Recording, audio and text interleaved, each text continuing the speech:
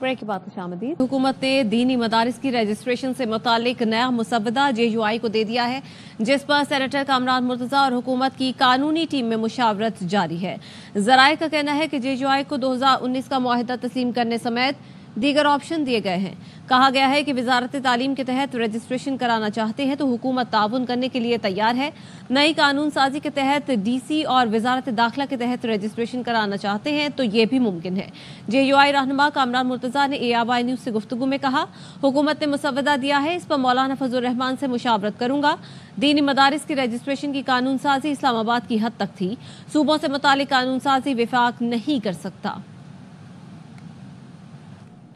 विफाक की तर्ज पर पंजाब में भी मदारिस महकमा तालीम के मातहत होने चाहिए। वफाकुल मदारिस के सरपरस्त आला मौलाना फजल रहीम अशरफी का वफाकी वजीर दाखिला से मुलाकात में मुतालबा। मोहसिन नकवी ने जामिया अशरफिया में वफाकुल मदारिस के सरपरस्त आला और दीगर अकाबरीन से मुलाकात की। दीनी मदारिस के बिल के हवाले से तफसीली तबादला ख्याल किया गया।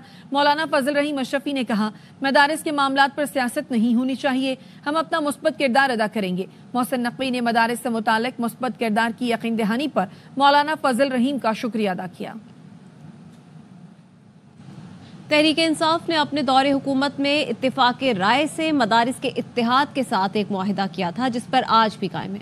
चेयरमैन PTI बैरिस्टर गौहर कहते हैं, मदारिस के साथ निसाब मंजूर करने पर भी इत्तेफाक हुआ था।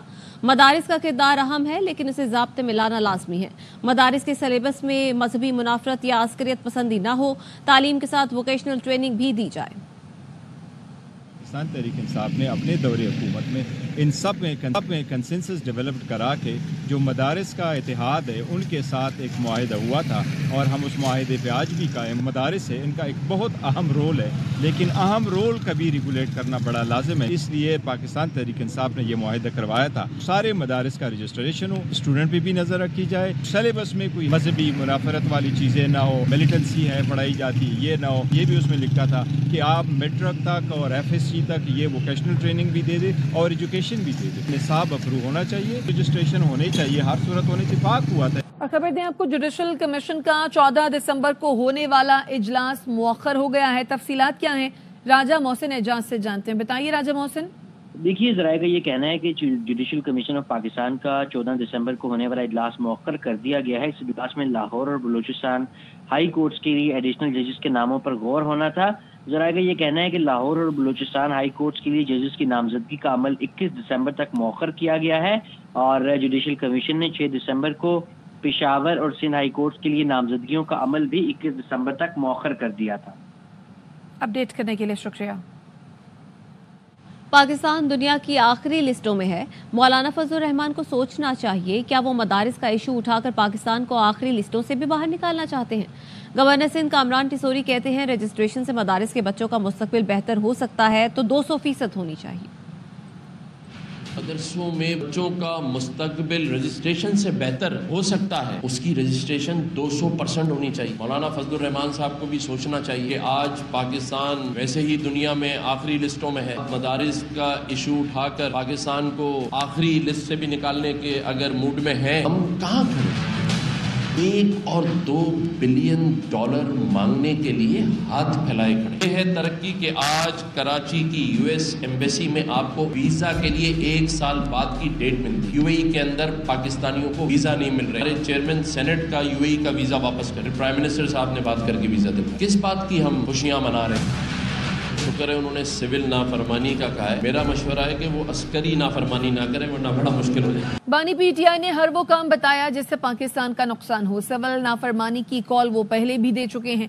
लगता है PTI रहनुमाओं को कहीं से उकसाया जाता है। सिंध के वजीर इत्तलात शर्जील मेमन कहते हैं, जितनी भी साजिश कर लें, गैर मुल्की ताजिरों का एतमाद बहाल है। कितनी भी साजिशें कर ले, इंटरनेशनल बिजनेसमैन का एतमाद आज भी हुकूमत की तरफ बहाल है। कराची सर्कुलर रेल हमारी टॉप प्रायोरिटी है। कराची से लेकर सखर तक हम चाहते हैं कि यहाँ पे बुलेट ट्रेन चले, लोगों का सफर आसान हो, सस्ता हो और वक्त बच सके। यही कोशिश होगी। बगैर फिटनेस के कोई गाड़ी रोड पे ना चल सके। आज तक जो हरकत की है इस तरह की जिससे पाकिस्तान को नुकसान पहुंच सके, उसकी भी अपनी ख्वाहिश नहीं होगी। कहीं से इसको नोट्स आते हैं। 126 दिन का धरना, उसमें क्या पास में सिविल नाफरमानी कॉल नहीं दी थी, उसने कहा था मनी लॉन्ड्रिंग करो, हवाला हुंडी के जरिए भेजो। इस वक्त अगर पाकिस्तान में सबसे बेहतर पॉलिटिक्स करने वाला, मैच्योर, पढ़ा लिखा और नौजवान प्राइम मिनिस्टरशिप के लिए एलिजिबल है तो वो बिलावल भुट्टो जरदारी हैं। मुल्क के लिए अच्छा है कि जल्द अज जल्द चेयरमैन बिलावल भुट्टो जरदारी साहब पाकिस्तान का वजीर आजम बने। कराची की कोई सड़क बाकी नहीं बची। शहर में 10 दिन से पानी नहीं आ रहा, लेकिन कोई पूछने वाला नहीं।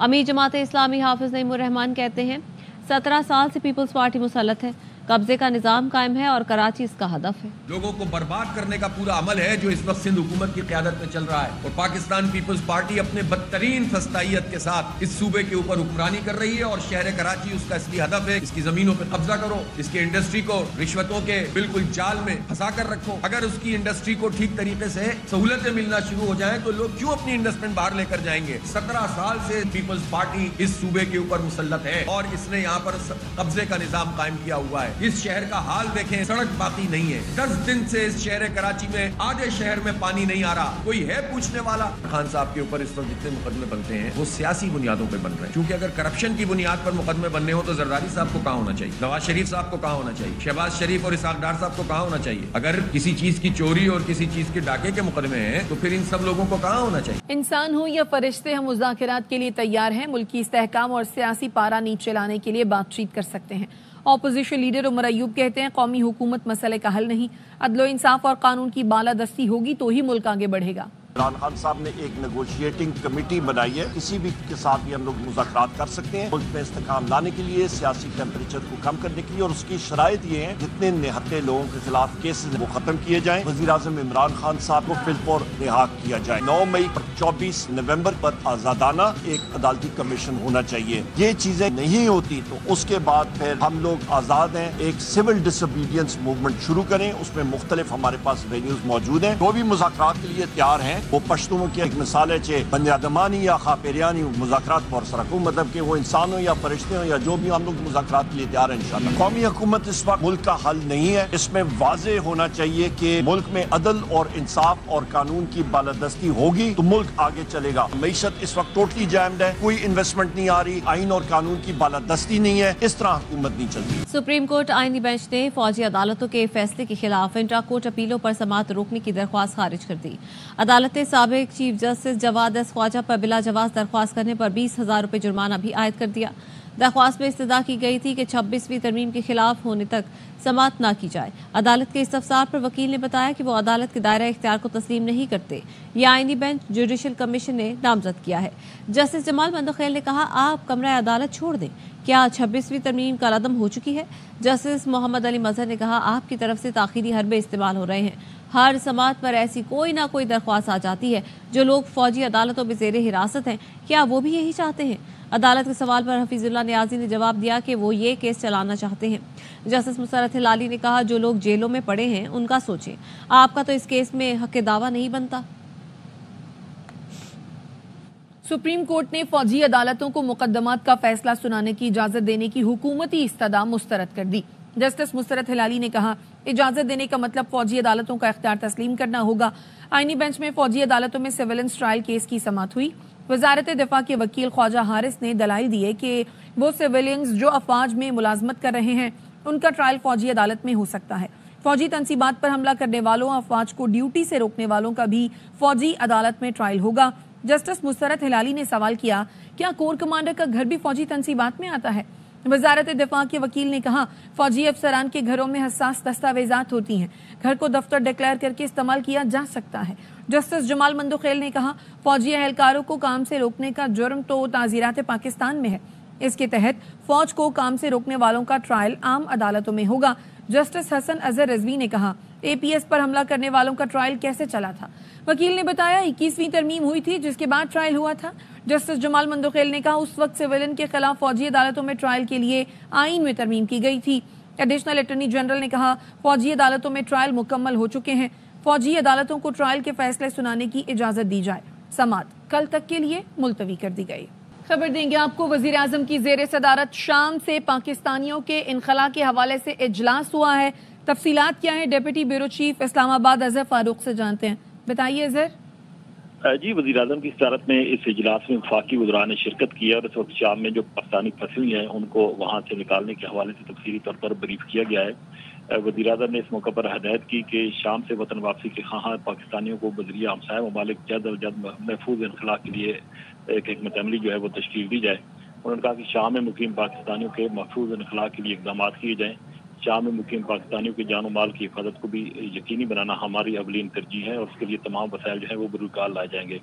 وزیر اعظم کی دمشق میں پاکستانی سفارت خانے کو بھی معلوماتی ڈیسک اور پاکستانیوں سے رابطے کے لیے ہیلپ لائن قائم کرنے کی بھی ہدایت کی گئی ہے۔ اس کے ساتھ ساتھ وزیر اعظم نے یہ بھی ہدایت کی ہے کہ امن و امان کی صورتحال بہتر ہونے تک دفتر خارجہ کرائسس مینجمنٹ یونٹ اور شام اور اس کے ہمسائے ممالک میں پاکستانی سفارت خانوں میں معلوماتی ڈیسک جو ہے وہ 24 گھنٹے فعال رکھے جائے تاکہ پاکستانیوں کے وہاں سے انخلاء کے لیے سہولیات میسر ہوں۔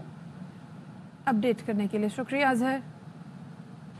شام کے صدر بشار الاسد اپنی حکومت کے خاتمے کے بعد فرار ہو کر ماسکو پہنچ گئے۔ روس نے بشار الاسد کو سیاسی پناہ دی تھی۔ دمشق پر جنگجوؤں کے قبضے کے بعد ہزاروں قیدیوں کو جیلوں سے رہا کر دیا گیا۔ شام میں نصف صدی پر مشتمل اسد خاندان کی طاقت ایک ہفتے میں ہی جنگجوؤں کے سامنے ڈھیر ہو گئی۔ شامی صدر بشار الاسد فیملی کے ہمراہ فرار ہو کر ماسکو پہنچ گئے۔ بشار الاسد اور ان کی اہلیہ کی تصویر بھی سامنے آ گئی۔ روس نے بشار الاسد اور ان کے خاندان کو سیاسی پناہ دے دی۔ جنگجوؤں نے دارالحکومت دمشق کا کنٹرول سنبھال لیا۔ صدارتی محل اور ایئرپورٹ سمیت اہم عمارتوں پر بھی قبضہ کر لیا۔ جیل سے ہزاروں قیدیوں کو رہا کر دیا گیا۔ شہریوں نے حافظ الاسد کے مجسمے گرا دیے، پوسٹرز پھاڑ دیے۔ دمشق کے مرکزی اسکوائر پر ہزاروں افراد نے جشن منایا اور آتش بازی کی۔ سڑکوں پر ٹریفک جیم ہو گیا۔ بشار الاسد کے دور کے خاتمے پر مشرق وسطی، یورپ اور ترکی سمیت مختلف ملکوں میں مقیم شامی شہریوں نے بھی جشن منایا۔ اب تک کے لیے اتنا ہی۔ دیکھتے رہیے ARY نیوز۔